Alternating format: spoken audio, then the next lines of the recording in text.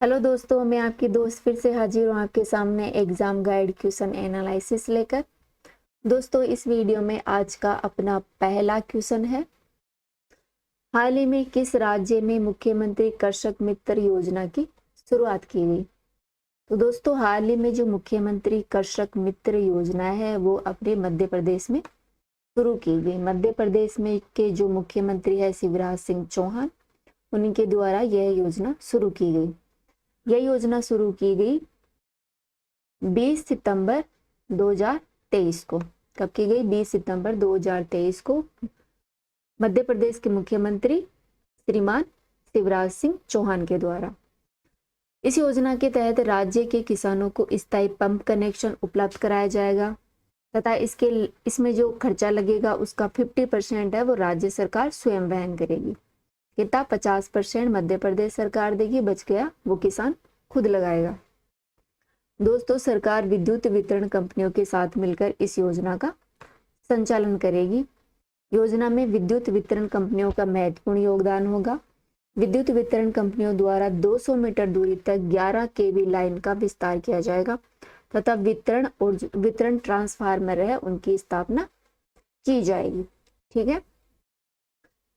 Next question है, हाल ही में सिंधु जल विवाद पर भारत और पाकिस्तान के बीच में बैठक कहाँ आयोजित की गई।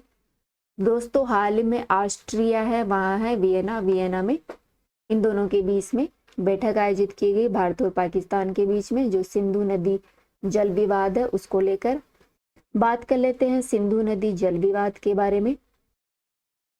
तो दोस्तों, सिंधु नदी जल समझौता हुआ था 19 सितंबर 1960 में भारत के प्रधानमंत्री जवाहरलाल नेहरू और पाकिस्तान के राष्ट्रपति अयूब खान के बीच में कराची में हुआ था यह समझौता, और इसमें मध्यस्थता की भूमिका निभाई थी वर्ल्ड बैंक ने। ठीक है। भारत पाकिस्तान के बीच में नदियों के जो जल बंटवारा है उसको लेकर ये संधि हुई थी। दोस्तों, इस संधि के अनुसार जो अपनी जो नदियां हैं, सिंधु की सहायक नदियां हैं, उनमें पूर्वी नदियों का पानी है वो भारत के नियंत्रण में आ गया और पश्चिमी नदियों का पानी है वो पाकिस्तान को दिया गया। पूर्वी नदियों में जो भारत के नियंत्रण में आई उनमें है व्यास, रावी और सतलुज। कौन कौन सी है? व्यास, रावी और सतलुज। तथा पाकिस्तान के नियंत्रण में आई वो सिंधु, चेनाब और झेलम। ठीक है। इस समझौते के अनुसार जो इसका पानी है सिंधु नदी का वो 80% पाकिस्तान को दिया गया और 20% भारत के हिस्से में आया। देख सकते हैं भारत ने कितना भयंकर इसमें समझौता कर लिया। मतलब भारत ने इस संधि के तहत 80% पानी पाकिस्तान को दे दिया और 20% खुद के पास रखा। इस मैप के माध्यम से आप देख सकते हैं कौन सी नदी कहाँ है। ये सबसे ऊपर है इंडस नदी, अपनी सिंधु नदी, ये है झेलम नदी, फिर चिनाब है। इन नदियों का पानी सिंधु, झेलम और चिनाब का पाकिस्तान को गया और रावी, सतलुज और व्यास का पानी भारत को मिला। इस मैप में एक देखने लायक बात है कि जो व्यास नदी है वो भारत से निकल रही है और भारत में समाप्त हो जाती है। ठीक है। अगला क्वेश्चन है अपना, किस देश ने आधिकारिक तौर पर रूस के वेगनार ग्रुप को एक आतंकवादी संगठन के रूप में घोषित किया है। तो दोस्तों, हाल ही में रूस का एक निजी क्षेत्र का सैन्य संगठन है, उसे ब्रिटेन ने एक आतंकवादी संगठन घोषित कर दिया है। दोस्तों, वेगनार ग्रुप है एक सैन्य कंपनी है जिसको पीएमसी वेगनार के नाम से भी जाना जाता है। यह एक अर्धसैनिक संगठन है जिसकी स्थापना 2014 में की गई थी। इसमें लगभग जो भाड़े के सैनिक होते हैं वो काम करते हैं और किसी भी देश के लिए लड़ते हैं। दोस्तों, इस समूह ने वर्षों बहुत दिनों से मध्य पूर्व, अफ्रीका और लैटिन अमेरिका में जो युद्ध हुए थे इनमें भाग लिया है। हाल ही में जो रूस और यूक्रेन के बीच में युद्ध चल रहा है उसमें रूस की तरफ से वेगनार ग्रुप है वो यूक्रेन से लड़ाई लड़ रहा है। ठीक है। अगला क्वेश्चन है, अडानी ग्रुप को किस राज्य में स्मार्ट मीटर लगाने का ठेका मिला है। तो दोस्तों, हाल ही में अडानी ग्रुप को महाराष्ट्र में स्मार्ट ग्रुप लगाने का, जो स्मार्ट मीटर होते हैं उनका लगाने का ठेका दिया गया है। पांचवा क्वेश्चन है, राजस्थान में जहांगीर महल कहाँ स्थित है। कौन से महल? जो जहांगीर महल है वो राजस्थान के पुष्कर में स्थित है, अपने अजमेर में। अगला क्वेश्चन है, मध्य प्रदेश में ठीमराई कहाँ का लोक नृत्य है? दोस्तों जो ठीमराई नृत्य है वो मध्य प्रदेश का है, जो कि भोपाल क्षेत्र का प्रसिद्ध एक लोक नृत्य है। अपना 7वां क्वेश्चन है, निम्नलिखित में से कौन असहयोग आंदोलन का हिस्सा नहीं था? असहयोग आंदोलन जो अपने राष्ट्रीय स्वतंत्रता आंदोलन हुए थे उनके दौरान चलाया गया था 1920 में। इसमें शामिल थे M.A. अंसारी, मोहम्मद अली जिन्ना और हकीम अजमल खान। इनमें से जो अब्दुल कलाम आजाद थे वो इस आंदोलन का हिस्सा नहीं थे। दोस्तों बात कर लेते हैं अपन असहयोग आंदोलन के बारे में, नॉन कोऑपरेशन मूवमेंट के बारे में। तो दोस्तों इस आंदोलन की शुरुआत इंडियन नेशनल कांग्रेस ने गांधी जी के नेतृत्व में 5 सितंबर 1920 को शुरू करने की बात कही थी। दोस्तों सितंबर 1920 में कांग्रेस के कलकत्ता अधिवेशन में इस अधिवेशन को कार्यक्रम की नींव रखी गई और दिसंबर 1920 में कांग्रेस का नागपुर अधिवेशन हुआ था। इसमें असहयोग आंदोलन की पुष्टि की गई थी। ठीक है, पूछ लिया जाता है असहयोग आंदोलन की पुष्टि कौन से अधिवेशन में की गई? नागपुर अधिवेशन में दिसंबर 1920 में, और इसकी शुरुआत की गई थी जो कलकत्ता अधिवेशन है उसमें। दोस्तों असहयोग आंदोलन है वो सितंबर 1920 से फरवरी 1922 तक चला था। यह समाप्त हुआ था जब चोरा चोरी घटना हुई थी फरवरी में। उसके बाद गांधी जी ने इस आंदोलन को समाप्त कर दिया था।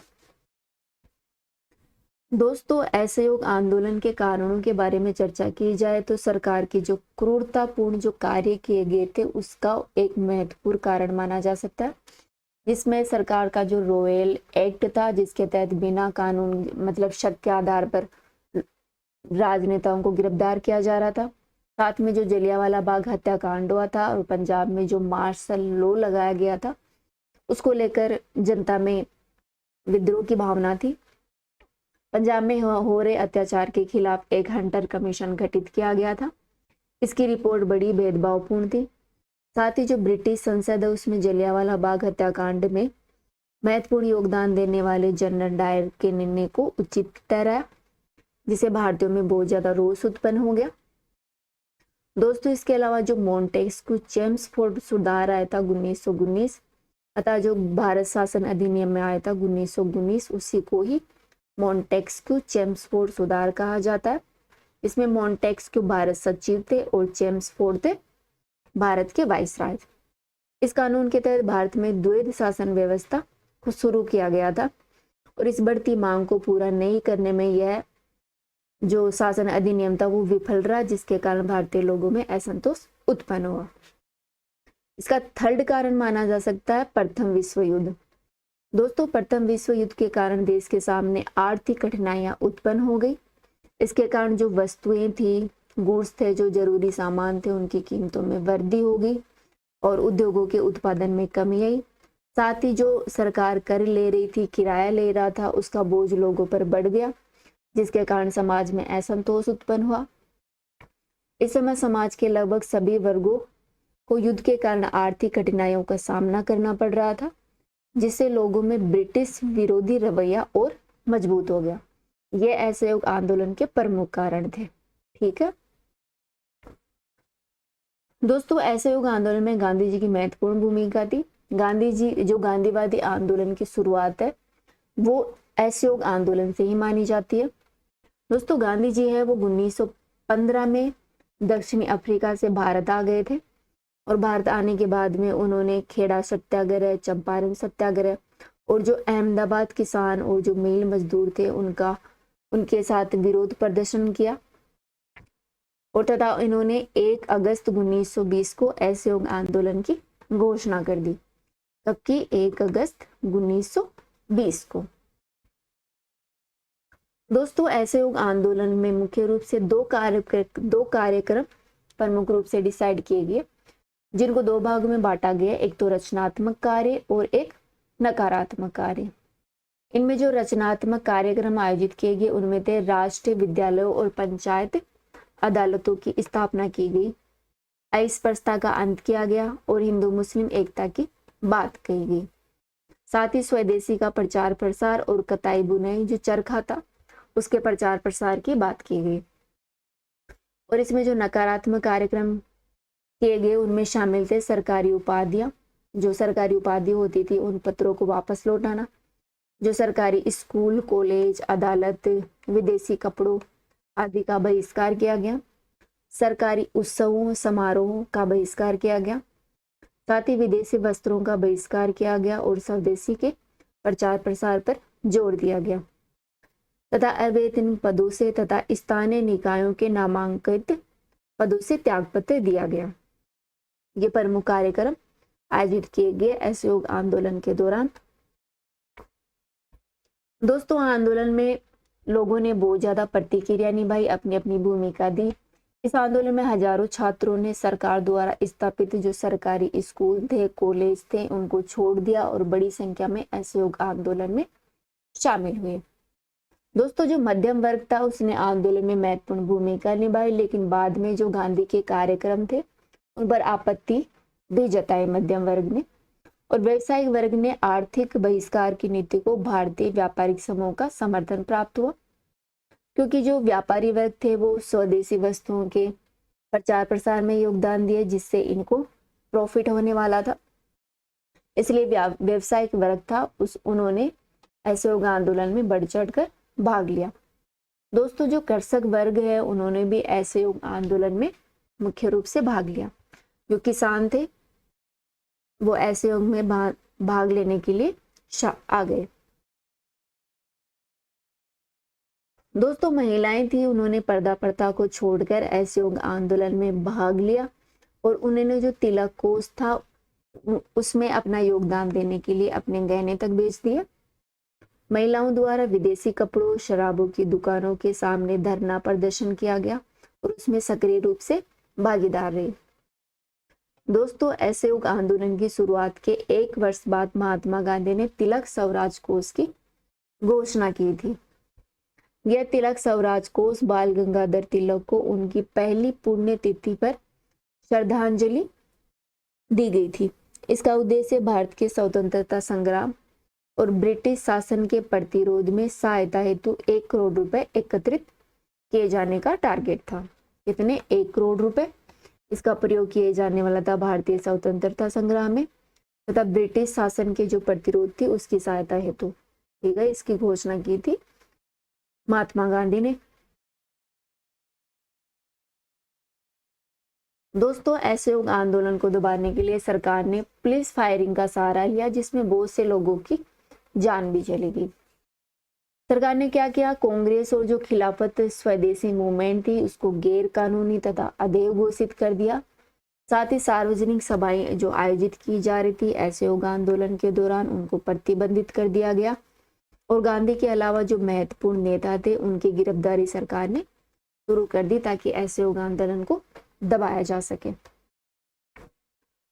दोस्तों असहयोग आंदोलन को वापस लेने और समाप्ति की बात की जाए तो फरवरी 1922 में उत्तर प्रदेश के एक चौराचौरी स्थान पर एक भयंकर हिंसक घटना घटित हुई जिसमें भीड़ और थाने के पुलिस कर्मियों के बीच में एक संघर्ष हुआ जिसमें 22 पुलिस कर्मियों की हत्या कर दी गई। इस खबर ने गांधी को झकझोर दिया और आंदोलन में तेजी से बढ़ती हिंसक प्रवृत्ति से गांधी जी नाखुश हो गए और उन्होंने आंदोलन को तुरंत वापस लेने की घोषणा कर दी।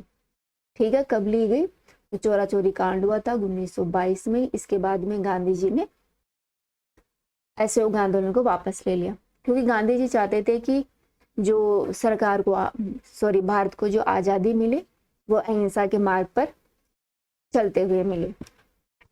हालांकि जो CR दास थे, सुभाष चंद्र बोस, मोतीलाल नेहरू, जवाहरलाल नेहरू, अन्य जो महत्वपूर्ण राष्ट्रवादी नेता थे उन्होंने गांधी जी के इस फैसले की वकालत नहीं की, विरोध किया। इसके साथ ही मार्च 1922 में गांधी जी को गिरफ्तार कर लिया गया और उन्हें 6 वर्ष की सजा हो गई। कितने वर्ष की? 6 वर्ष की सजा दे दी गई। ठीक है, असहयोग आंदोलन विफल क्यों रहा? इसके कारणों की चर्चा की जाए तो सरकार द्वारा आंदोलनकारियों से बातचीत करने में कोई दिलचस्पी नहीं दिखाई गई। जिससे आंदोलन की प्रगति धीमी होने लगी। अतः ऐसी स्थिति में एक लंबे समय तक आंदोलन को ऊर्जावान और जोश को बनाए रखना संभव नहीं था। साथ ही कलकत्ता, बॉम्बे, मद्रास जैसी कई जगहों पर जो कुलीन राजनेताओं के केंद्र थे, वे गांधी द्वारा आह्वान किए जाने पर बहुत सीमित प्रतिक्रिया व्यक्त की गई। अर्थात जो काम किया जाना चाहिए था ऐसे आंदोलन के दौरान, उसमें पार्टिसिपेट कम किया, मुख्य तौर पर कलकत्ता, बॉम्बे और मद्रास में। दोस्तों, लोगों द्वारा सरकारी सेवाओं से त्याग पत्र, उपाधियों के समर्पण आदि के आह्वान पर प्रतिक्रिया को गंभीरता से नहीं लिया गया, जिसे असहयोग आंदोलन उतला नहीं चला। इसमें हिंसा का प्रयोग का सहारा लिया गया, जिसके कारण गांधी जी को इस आंदोलन को वापस लेना पड़ा। चोरा चोरी की घटना प्रमुख थी। गांधी जी चाहते थे कि अहिंसा के मार्ग पर चलते हुए आजादी प्राप्त की जाए, ये प्रमुख कारण थे। ठीक है। असहयोग आंदोलन के प्रभाव क्या रहे? दोस्तों, असहयोग आंदोलन ने जो अधिकतम प्रचार प्रसार किया, क्या हुआ कि असहयोग आंदोलन के साथ राष्ट्रवादी भावनाएं देश के कोने कोने में पहुंच गई और आबादी के प्रति एक वर्ग का राजनीतिकरण किया गया, जिसमें कारीगर, किसान, छात्र, शहरी गरीब, महिलाएं, व्यापारी आदि शामिल थे। स्वराज और स्वदेशी संस्थानों की स्थापना की गई, जिनमें प्रमुख थी गुजरात विद्यापीठ, काशी विद्यापीठ, बिहार विद्यापीठ, जामिया मिलिया इस्लामिया विद्यापीठ, बंगाल राष्ट्रीय विद्यापीठ तथा राष्ट्रीय मुस्लिम विश्वविद्यालय जैसे राष्ट्रीय संस्थानों की असहयोग आंदोलन के दौरान स्थापना की गई। दोस्तों, शिक्षा संस्थाओं का असहयोग आंदोलन के समय सर्वाधिक बहिष्कार बंगाल में किया गया बंगाल में, और शिक्षा का सबसे कम बहिष्कार मद्रास में किया गया। मद्रास में तो जो शिक्षा का, सरकारी शिक्षा का बहिष्कार किया गया, वो मुख्य तौर से असफल रहा। दोस्तों, नेशनल कॉलेज कलकत्ता के सुभाष चंद्र बोस प्रधानाचार्य बने तथा पंजाब में लाला लाजपत राय ने शिक्षा का बहिष्कार किया। ठीक है। पंजाब में कौन थे? लाला लाजपत राय। और नेशनल कॉलेज जो कलकत्ता थी, उसके प्रधानाचार्य सुभाष चंद्र बोस को असहयोग आंदोलन के दौरान बनाया गया। इसके अलावा आर्थिक मोर्चे पर प्रभाव पड़ा। क्या हुआ कि विदेशी वस्तुओं का बहिष्कार किया गया, जिसके चलते 1921 से 22 के बीच में जो मध्य विदेशी कपड़ों का आयात था वो कम हो गया, आधा हो गया। इससे कई स्थानों के व्यापारियों को लाभ हुआ और स्वदेशी जो सामान था वो ज्यादा बनने लगा देश में। इसने स्वराज, खादी के उपयोग के प्रति प्रेम और स्वदेशी बनने के विचार को मजबूत किया। ये वही इनिशिएटिव था जैसे विदेशी कपड़ों को बंद करके स्वदेशी का प्रचार प्रसार करना, जिसे वर्तमान में भारत में मेक इन इंडिया प्रोग्राम चलाया जा रहा है। इसमें विदेशी वस्तुओं को हटाकर भारतीय वस्तुओं को डेवलप किया जा रहा है। साथ ही भारतीयों के मध्य एकता स्थापित की गई। दोस्तों, इस आंदोलन ने हिंदू मुस्लिम एकता को बढ़ावा दिया। ठीक है। इस आंदोलन में महत्वपूर्ण व्यक्ति जो शामिल थे वो थे श्री राजगोपालाचारी, सरदार वल्लभ भाई पटेल, गोपचंद बंधु दास, अजमल खान, सुभाष चंद्र बोस, जवाहरलाल नेहरू, मोतीलाल नेहरू, लाला लाजपत राय तथा राजेंद्र प्रसाद जैसे प्रख्यात आंदोलन नेताओं ने असहयोग आंदोलन में भाग लिया।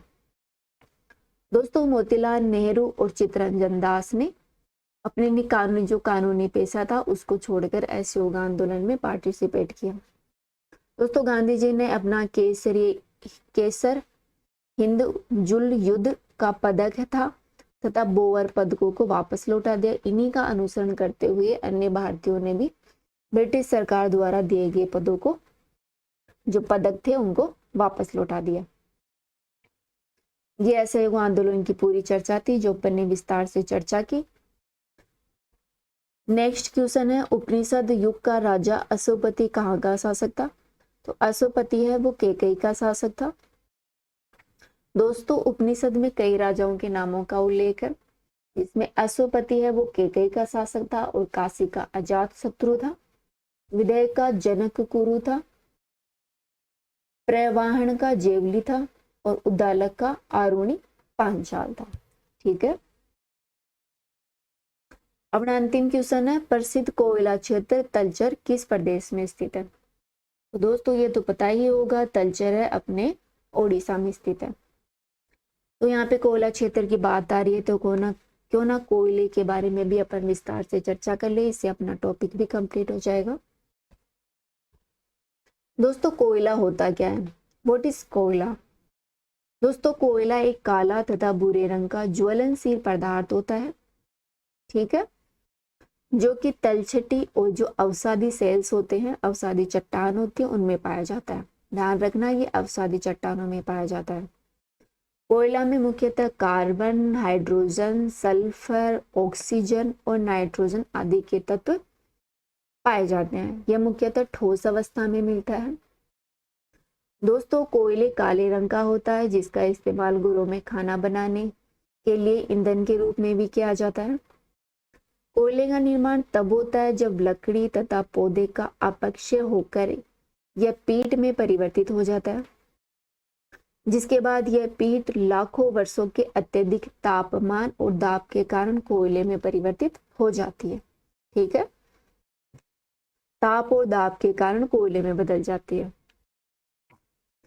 इस पीट के कोयले में परिवर्तन की प्रक्रिया को कार्बनीकरण कहा जाता है।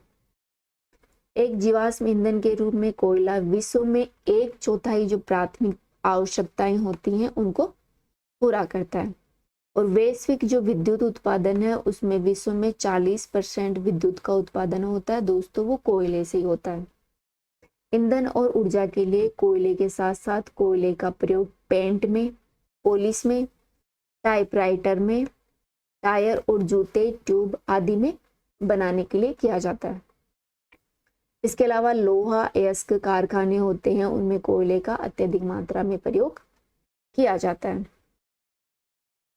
दोस्तों कोयले के प्रकार की बात करें तो कोयला मुख्य रूप से 4 प्रकार का होता है, एंथ्रेसाइट, बिटुमिनस, लिग्नाइट और पीट। एंथ्रेसाइट कोयला होता है वो सबसे उच्च गुणवत्ता वाला कोयला होता है, जिसमें कार्बन की मात्रा 94 से 98% तक होती है। दोस्तों यह कोयला मजबूत और चमकदार काले रंग का होता है। इसका प्रयोग घरों तथा व्यवसायों में स्पेस हीटिंग में किया जाता है। इसमें वाष्पशील पदार्थ की मात्रा बहुत कम होती है, ठीक है, तथा नमी की मात्रा भी कम होती है। इस कोयले को जलाने पर नीली तथा लघु लो निकलती है। अगला है बिटुमिनस। दोस्तों यह सघन, ठोस और काले रंग का कोयला होता है। यह भी एक अच्छी गुणवत्ता का कोयला होता है।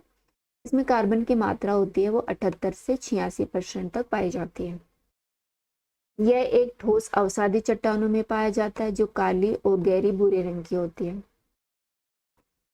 बिटुमिनस कोयले का प्रयोग कोक जो कोकिंग कोल होता है, गैस कोयला तथा वाष्प कोयला होता है, स्टीम कोल होता है आदि में इसका प्रयोग किया जाता है। अर्थात इनको बनाने के लिए बिटुमिनस कोयले का उपयोग किया जाता है। ज्यादातर बिटुमिनस कोयला है वो झारखंड, उड़ीसा, मध्य प्रदेश, वेस्ट बंगाल और छत्तीसगढ़ में मुख्य रूप से पाया जाता है। दोस्तों लिग्नाइट कोयला है वो भूरे रंग का होता है। कौन से रंग के? भूरे रंग का होता है और स्वास्थ्य के लिए अत्यधिक हानिकारक सिद्ध होता है। इसमें कार्बन की मात्रा है वो 28 से 30% तक होती है। इसका उपयोग विद्युत ऊर्जा उत्पादन के लिए किया जाता है।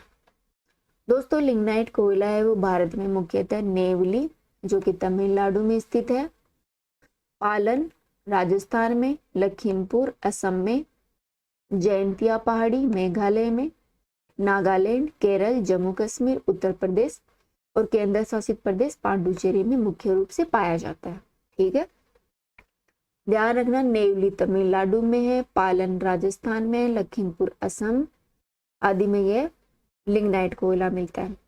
इसके अलावा इसके भंडार है वो असम, मेघालय, राजस्थान, गुजरात, केरल और जम्मू कश्मीर में भी मिलते हैं।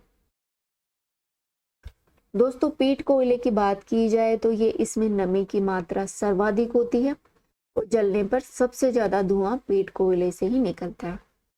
ये सबसे निचले किस्म का और निम्न कोटि का कोयला होता है। कोयले के निर्माण की यह पहली अवस्था होती है। ठीक है, सबसे जो कोयला बनता है उसकी प्रथम अवस्था में कोयला जो बनता है वो पीट कोयला होता है। इसमें कार्बन की मात्रा 27% से भी कम होती है। यह कोयला स्वास्थ्य की दृष्टि से बहुत ही हानिकारक होता है। दोस्तों, भूवैज्ञानिक दृष्टिकोण से कोयला क्षेत्र को दो भागों में भारत में विभाजित किया जाता है। एक तो गोंडवाना कोयला क्षेत्र और एक टर्सरी कोयला क्षेत्र। बात की जाए गोंडवाना कोयला क्षेत्र की, तो भारत में कोयले की कुल संचित राशि का 98% तथा कुल उत्पादन का 99% कोयला है वो गोंडवाना कोयला क्षेत्र से प्राप्त होता है। दोस्तों, भारत के कुल 133 कोयला क्षेत्रों में से 80 कोयला क्षेत्र है वो गोंडवाना क्षेत्र के हैं, जो कि 77,700 वर्ग किलोमीटर क्षेत्र में फैले हुए हैं। इस समय भारत में 553 कोयला खाने हैं और 4 लिग्नाइट कोयला खाने कार्यरत हैं। दोस्तों, झारखंड, वेस्ट बंगाल, उड़ीसा, मध्य प्रदेश, छत्तीसगढ़ और महाराष्ट्र में मुख्य रूप से गोंडवाना क्षेत्र का कोयला मिलता है। इन राज्यों में यह कोयला मुख्यतः नदी घाटियों में पाया जाता है। नदी घाटियों में झारखंड और वेस्ट बंगाल में यह दामोदर नदी घाटियों में मिलता है। मध्य प्रदेश और झारखंड की सोन नदी घाटियों में, छत्तीसगढ़ और उड़ीसा की महानदी घाटियों में तथा महाराष्ट्र और आंध्र प्रदेश की गोदावरी और वर्धा घाटियों में कोयला मिलता है। कौन कौन सी घाटी है? दामोदर घाटी, सोन नदी घाटी, महानदी घाटी और गोदावरी तथा वर्धा नदी घाटी में कोयला मिलता है, वो भी अपना गोंडवाना कोयला क्षेत्र। दूसरा आता है टर्सरी कोयला क्षेत्र। दोस्तों, इस श्रेणी का कोयला असम, मेघालय, नागालैंड, अरुणाचल प्रदेश और जम्मू कश्मीर में मिलता है। मुख्य रूप से जो अपना नॉर्थ ईस्ट इलाका है वहां मिलता है, साथ में जम्मू कश्मीर में टर्सियरी कोयला क्षेत्र मिलता है। संचित राशि, उत्पादन और गुणवत्ता की दृष्टि से इसका कोई विशेष महत्व नहीं है। इस श्रेणी की संचित राशि भारत में केवल 2% और उत्पादन का केवल 1% है। यह कोयला मुख्य रूप से लिग्नाइट कोयले का एक प्रकार है, अर्थात जो अपना टर्सरी कोयला क्षेत्र है उसमें मुख्य रूप से लिग्नाइट कोयला मिलता है। दोस्तों, भारत में कोयले के उत्पादन की बात की जाए तो भारत में कोयले का उत्पादन शुरू किया गया था 1774 में। कब शुरू किया गया था? 1774 में भारत में कोयले का उत्पादन शुरू हुआ था, जब वेस्ट बंगाल के रानीगंज में एक कोयले की खान की खोज की गई थी, जो कि भारत की पहली कोयला खान थी। दोस्तों, कोयला उत्पादन में 1900 तक भारत में कोई विशिष्ट वृद्धि नहीं हुई थी। इसके बाद कोयला दिन प्रतिदिन कोयले के उत्पादन में बढ़ोतरी देखी गई है। सन 1900 में कोयले का उत्पादन केवल 60 लाख टन था, जो कि 1914 में बढ़कर 160 लाख टन हो गया। सेकेंड वर्ल्ड वार के बाद में कोयले का उत्पादन और भी तेजी से बढ़ा। 1945 के आसपास 290 टन कोयले का उत्पादन हो गया, जो कि स्वतंत्रता के बाद लगातार यह मोस्टली वृद्धि कर रहा है। दोस्तों, भारत सरकार ने 1972 में कोयले क्षेत्र का राष्ट्रीयकरण किया।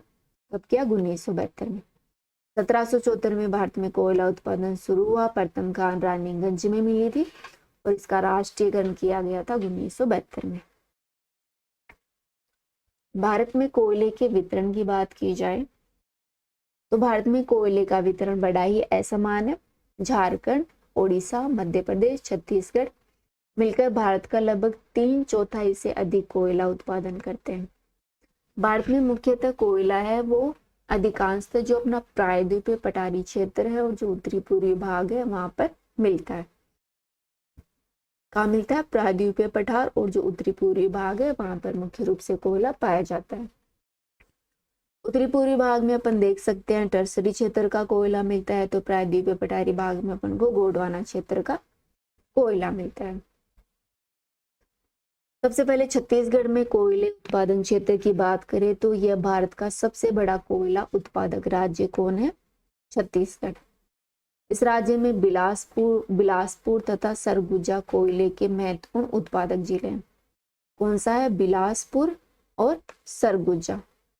बिलासपुर जिले में कोरबा कोयला क्षेत्र है जो कि 500 वर्ग किलोमीटर क्षेत्र में फैला हुआ है। यहाँ से जो भिलाई लोहा इस्पात संयंत्र है वहां पर कोयले को भेजा जाता है। भिलाई इस्पात लोहा संयंत्र है वो अपने छत्तीसगढ़ में ही स्थित है। यहाँ सरगुजा जिले के बिसरामपुर, झिलमिली, खारसिया, सोनहट, कोरियागढ़, रामपुरा में कोयले की प्रमुख खानें कौन कौन सी हैं? सरगुजा जिले की बिसरामपुर, झिलमिली, खारसिया, सोनहट, कोरियागढ़ और रामपुरा ये कोयले की प्रमुख खान है। इसके अलावा कोरबा क्षेत्र है वो छत्तीसगढ़ में कोयले के प्रमुख उत्पादक क्षेत्र है। बात करें उड़ीसा की तो उड़ीसा उत्पादन की दृष्टि से देश में दूसरा स्थान रखता है कोयले में। उड़ीसा में अधिकांश कोयले के भंडार है वो धनकनाल में, संबलपुर और सुंदरगढ़ जिलों में है। धनकनाल जिले में जो तलचेर कोयला क्षेत्र है वो महत्वपूर्ण है। कोयले की संचित राशि की दृष्टि से यह रानीगंज और झरिया के बाद भारत का तीसरा सबसे बड़ा कोयला क्षेत्र है। ठीक है, कौन कौन से हैं यहाँ पर? धनकनाल, संबलपुर और सुंदरगढ़ तथा तलचर कोयला क्षेत्र। मध्य प्रदेश है वो भारत में कोयला उत्पादन की दृष्टि से तीसरा सबसे बड़ा जिला है, तीसरा सबसे बड़ा राज्य है। यहाँ पर कोयला उत्पादन क्षेत्र है शहडोल, सिंधी, सोहागपुर प्रमुख है। यहाँ का जो सिंगरौली कोयला क्षेत्र है वो बहुत ही प्रसिद्ध है, सिंगरौली, ठीक है, जो कि सोहागपुर जिले में स्थित है। छिंदवाड़ा जिले की पेंच घाटी में कोयले के बड़े भंडार हैं। इसके अलावा बैतूल जिले की पत्थरखेड़ा कोयला क्षेत्र में घटिया कोयला मिलता है। पत्थरखेड़ा में ताप विद्युत केंद्रों को कोयला भेजा जाता है। ठीक है, मध्य प्रदेश के कोयला क्षेत्र है शहडोल, सिंधी, सिंगरौली, पेंच घाटी जो कि छिंदवाड़ा में है, बैतूल का क्षेत्र पत्थरखेड़ा ये कोयले के प्रमुख उत्पादक क्षेत्र है। दोस्तों झारखंड है वो भारत में चौथा सबसे बड़ा कोयला उत्पादक क्षेत्र है। यहाँ पर धनबाद, हजारीबाग और पलामू प्रमुख कोयला क्षेत्र है। कौन है? धनबाद, हजारीबाग और पलामू। झारखंड के कोयला क्षेत्र को निम्नलिखित भागों में भी देख सकते हैं। यहाँ का झरिया कोयला क्षेत्र, जो झरिया कोयला क्षेत्र है वो उत्पादन और सुरक्षित भंडारों की दृष्टि से भारत का सबसे बड़ा कोयला क्षेत्र है। यह उत्तम कोटि का बिटुमिनस कोयला मिलता है जिसे कोकर कोयला बनाया जाता है। भारत का 99% कोकर कोयला है वो झरिया क्षेत्र से प्राप्त होता है। बोकारो कोयला क्षेत्र जो झारखंड का है, ये झरिया के बाद झारखंड का दूसरा सबसे बड़ा कोयला क्षेत्र है। यह क्षेत्र झारखंड के हजारीबाग जिले में स्थित है। यहाँ का कोयला राउरकेला लोहा इस्पात केंद्र को भेजा जाता है। राउरकेला लोहा इस्पात केंद्र झारखंड का, वहां बोकारो का कोयला भेजा जाता है। रामगढ़ कोयला क्षेत्र है वो दामोदर घाटी के उत्तरी भाग में स्थित है। ये एक त्रिभुजाकार क्षेत्र है जो कि झारखंड के हजारीबाग जिले में है। कर्णपुरा कोयला क्षेत्र है वो झारखंड के हजारीबाग जिले में, रांची में और पलामू जिले में फैला हुआ है। गिरिडीह कोयला क्षेत्र है वो गिरिडीह कस्बे के दक्षिण पश्चिम में फैला हुआ है। अगला राज्य आता है तेलंगाना। तेलंगाना में जो कोयला मिलता है वो गोदावरी नदी घाटी क्षेत्र में पाया जाता है। यहाँ पर आदिलाबाद, करीमनगर और वारंगल प्रमुख कोयला उत्पादक क्षेत्र है। कौन सा है? तेलंगाना का जो गोदावरी क्षेत्र है उसमें आदिलाबाद, करीमनगर और वारंगल कोयले के प्रमुख उत्पादक क्षेत्र हैं। अब बात करते हैं वेस्ट बंगाल की। वेस्ट बंगाल राज्य का सबसे महत्वपूर्ण जो कोयला उत्पादक क्षेत्र है वो रानीगंज है। यह पश्चिम बंगाल का सबसे बड़ा और भारत का दूसरा सबसे बड़ा कोयला क्षेत्र है। भारत का सबसे बड़ा कोयला क्षेत्र है वो झारखंड का झरिया कोयला क्षेत्र है। उसके बाद वेस्ट बंगाल का रानीगंज कोयला क्षेत्र आता है। जो रानीगंज कोयला क्षेत्र है वो बर्धमान, पुरुलिया और बांकुरा जिले में विस्तृत है। दोस्तों रानीगंज कोयला क्षेत्र है वो भारत के कोयला उत्पादन का जन्म स्थान माना जाता है, क्योंकि यहीं पर भारत की 1774 के आसपास जो भारत की पहली खान मिली थी वो रानीगंज कोयला क्षेत्र की है। यहाँ के अधिकांश खाने हैं वो दामोदर नदी के उत्तर में स्थित है। ठीक है, दामोदर नदी के उत्तर में स्थित है। यहाँ का कोयला है वो बिटुमिनस तथा अर्ध बिटुमिनस प्रकार का है। दोस्तों वेस्ट बंगाल के उत्तरी भाग में स्थित दार्जिलिंग जलपाईगुड़ी में भी कोयले का जो लिंगलाइट किस्म का कोयला है वो मुख्य रूप से मिलता है। कहाँ? दार्जिलिंग और जलपाईगुड़ी।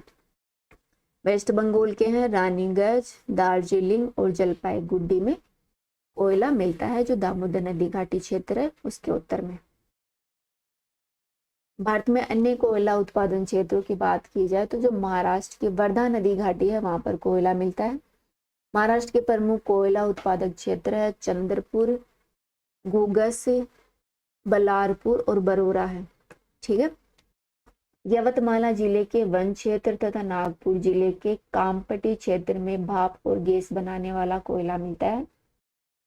इसके अलावा भारत में असम, अरुणाचल प्रदेश, नागालैंड, मेघालय की जो गिरिपद है और जो पहाड़ी इलाके हैं वहां पर कोयले के भंडार है।